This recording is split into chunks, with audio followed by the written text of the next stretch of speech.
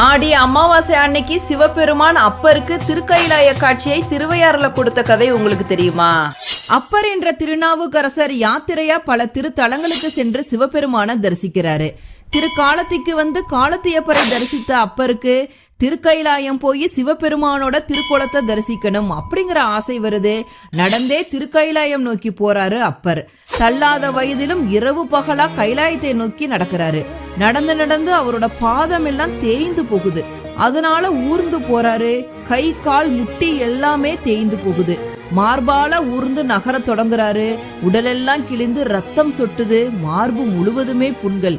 எப்படியாவது சிவபெருமான பார்த்து விடணும் அப்படின்னு சொல்லிட்டு உருண்டு புரண்டு கைலாயத்தை நோக்கி போறாரு அப்பர்.